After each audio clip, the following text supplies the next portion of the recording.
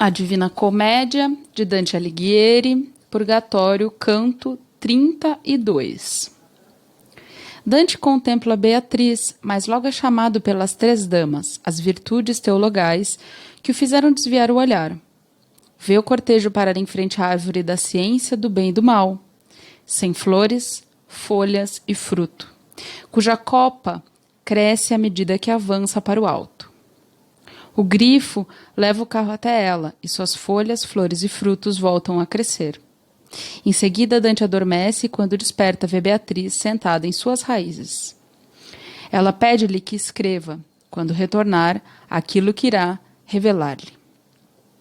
Uma águia ataca a árvore, em seguida uma raposa salta de dentro do carro e, espantada por Beatriz, a ave volta e larga penas dentro do carro, debaixo do qual surge um dragão, que com a cauda arrebenta seu piso. O carro se transforma em um monstro, sobre o qual pontificam uma puta e um gigante. Meus olhos estavam tão fixos e empenhados em saciar uma década de anseios, que eu me desligara dos outros sentidos. Era como se houvesse entre eles um muro de indiferença, a força daquele riso celestial que me arrastava em sua antiga rede. Mas voltei meu rosto abruptamente à esquerda ao ser chamado pelas três divinas damas. Basta deste olhar. E aquela visão difusa, que permanece depois de olhar para o sol intenso, deixou-me temporariamente sem enxergar. Mas logo recuperei um pouco a visão. Digo pouco por respeito ao luminoso objeto de que a força me desviei. Vi o glorioso cortejo virar à direita e caminhar em direção ao sol, atrás das 7 luzes do candelabro. Tal como uma fileira de soldados, portando escudos, manobra para salvar-se e recua, seguindo o estandarte, evitando debandar-se. Aquela milícia do reino celeste assim agiu antes que o carro se movesse. Então as damas colocaram-se em torno das rodas e o grifo moveu o abençoado carro sem mexer uma pena sequer. Mateuda, Estácio e eu o seguíamos. Embrenhando-nos pela selva, desabitada por causa daquela que cedeu à serpente, ouvíamos uma harmonia angelical que ritmava os passos. Já havíamos andado talvez o percurso que uma flecha atirada 3 vezes percorre, quando Beatriz desceu do carro.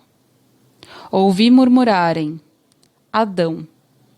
E em seguida vi todos cercarem uma árvore sem folhas, frutos e floração. Sua copa, maior à medida que se elevava, seria admirada na Índia por sua altura. Bendito sejas tu, grifo, por não tocares teu bico nesta árvore de doces frutos, que rói as entranhas de quem os come. Gritaram todos os que estavam em volta da imensa árvore, a que o duplo animal respondeu. Assim se conserva a semente de toda a justiça. Então ele apanhou o timão que havia largado e levou o carro até o pé da árvore espoliada e prendeu a ela num galho. Como as árvores da terra que entumecem e renovam sua cor, quando desce a rútila luz da primavera, misturada àquela que irradia depois da constelação de Peixes, antes que o sol fustigue seus cavalos para a próxima constelação, assim se renovou aquela que aqui se desfolhara, fazendo brotar flores entre a rosa e o violeta em seus ramos. Não entendi o canto que ouvia, pois nunca ouvi um assim na terra. Tampouco consegui ouvi-lo até o fim. Se pudesse retratar como os olhos de Argos fecharam-se ao ouvir a história de Siringa. É um episódio mencionado por Dante no qual Argos cuida de Io, a pedido de Zeus. Ele é enganado por Hermes, que lhe conta a história de Siringa e o mata, a pedido de Hera. Algo que lhe custou muito caro, como um pintor, tendo à frente o seu modelo, eu descreveria como adormeci, mas creio que outro poderá fazê-lo, se o quiser. Passo logo para o momento em que um fulgor rasgou-me o céu do sono e fez-me levantar em um salto. Imediatamente ouvi-me chamarem. Que fazes? Levanta! Como quem vê a macieira florida por cujos frutos os anjos anseiam nas eternas núpcias do reino dos céus, ou lembra dos apóstolos Pedro, João e Tiago, sendo conduzidos e vencidos e depois voltando a si a palavra de Cristo, que desperta os sonos mais profundos, e vê tanto Moisés quanto Elias dispersarem-se de sua escola e o mestre mudar o manto, assim despertei e vi aquela pia dama sobre mim, a mesma que me conduzira ao longo do rio. Tomado pela dúvida, disse: onde está Beatriz? E Mateuda: vê, ei-la ali debaixo da copa que renovou suas folhas, sentada em suas raízes. Vê quem está ao redor dela. Atrás do grifo vão os outros. Ela se refere a 24 senhores, os 4 animais e os 7 anciãos, segundo a obra Dante Tutte Opere, entoando aos céus um canto mais doce e profundo. E se Mateuda continuar a falar, não sei dizer, pois passara a olhar para aquela que me fora vedado ouvir mais. Estava sozinha sobre a terra mais pura, guardando o carro que eu vira preso ao grifo. As 3 ninfas formavam um círculo à sua volta como um claustro, com as luzes nas mãos, incólumes até mesmo dos ventos Aquilão e Austro. São ventos que anunciam na Bíblia cataclismos, acontecimentos hostis ou mesmo o advento de seres infernais, como em Isaías e Ezequiel.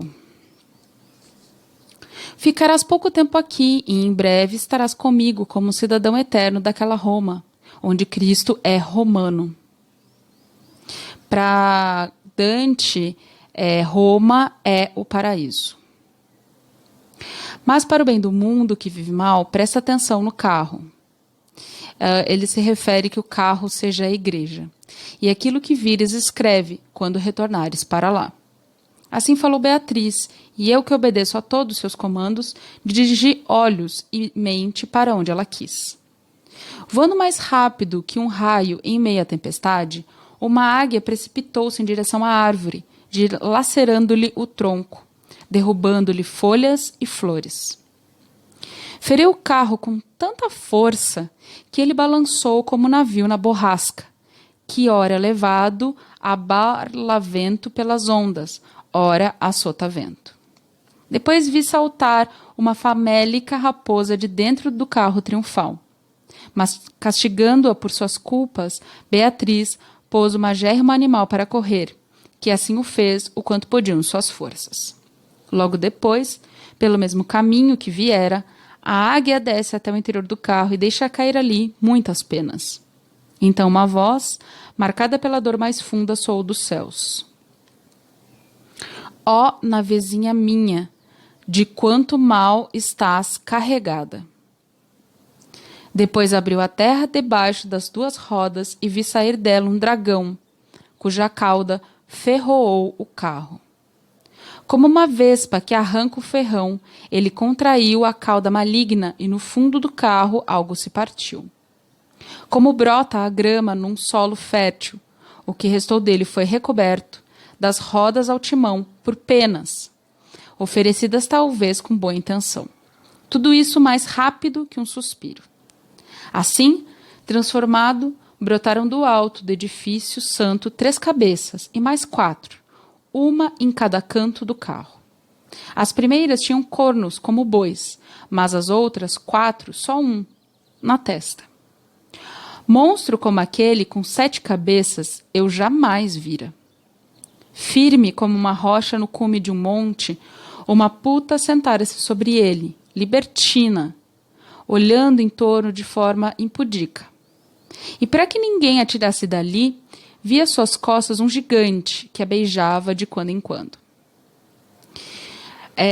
Para alguns comentadores da obra, ele faz referência, a puta seria a Igreja de Roma, sobre os papados de Bonifácio VIII e Clemente V, e o gigante seria Felipe o Belo, o rei da França. E porque aquela mulher me encarou com seus olhos cúpidos e volúveis, seu feroz amante a castigou da cabeça aos pés. Depois, tomado pelo ciúme e ódio, deu um tranco no carro e o arrastou floresta dentro, a qual me serviu de escudo à puta e ao inopinado monstro.